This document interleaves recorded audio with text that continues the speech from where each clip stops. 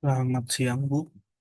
Izin untuk paparan ujian akhir semester akuntansi keuangan lanjutan satu. Saya Charpen Martua ingin menjelaskan tentang sesi 13 konsep utang antar perusahaan. Pengertian utang dalam perusahaan yaitu utang merupakan kewajiban yang timbul dari transaksi masa lalu dan harus diselesaikan di masa depan, biasanya dengan pengalihan aset atau pemberian jasa. Dalam struktur grup perusahaan, seperti induk dan anak perusahaan, utang bisa terjadi antara perusahaan dan memiliki perlakuan khusus dalam laporan keuangan konsolidasi.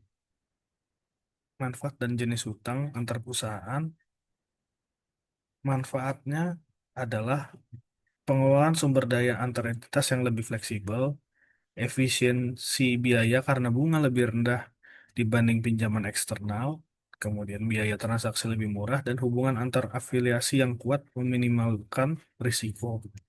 Terus jenis utang antar perusahaan ada dua, yaitu utang langsung, yaitu pinjaman antar afiliasi tanpa perantara pihak luar. Contohnya PT Induk memberikan pinjaman langsung ke PT Anak. Atau yang kedua, utang tidak langsung, yaitu pihak afiliasi memberikan utang yang awalnya dikeluarkan oleh entitas ke pihak luar. Contohnya PT Anak menerbitkan obligasi ke investor umum, lalu PT Induk membeli obligasi tersebut dari pasar. Perlakuan dalam konsolidasi, dalam laporan konsolidasi, seluruh utang antar perusahaan harus dieliminasi.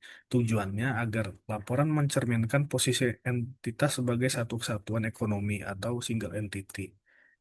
Contohnya, contoh soal PT Induk memiliki anak perusahaan PT Anak. PT Anak menerbitkan obligasi senilai 1 miliar rupiah kepada pihak ketiga. Setelah 1 bulan, PT Induk membeli seluruh obligasi tersebut dari pasar dengan harga nominal. Bagaimana perlakuan akuntansi dalam laporan konsolidasi? Yang dilakukan adalah dalam laporan konsolidasi, investasi obligasi di PT Induk dan utang di obligasi di PT Anak dieliminasi. Jurnalnya yaitu di debit utang obligasi di PT Anak sebesar 1 miliar dan kredit investasi obligasi di PT Induk sebesar 1 miliar. Jika ada bunga yang belum dibayar atau diskonto atau premi, maka pendapatan bunga dan beban bunga juga dieliminasi. Diskonto atau premi diamortisasi dan disesuaikan dalam jurnal eliminasi sesuai umur obligasi.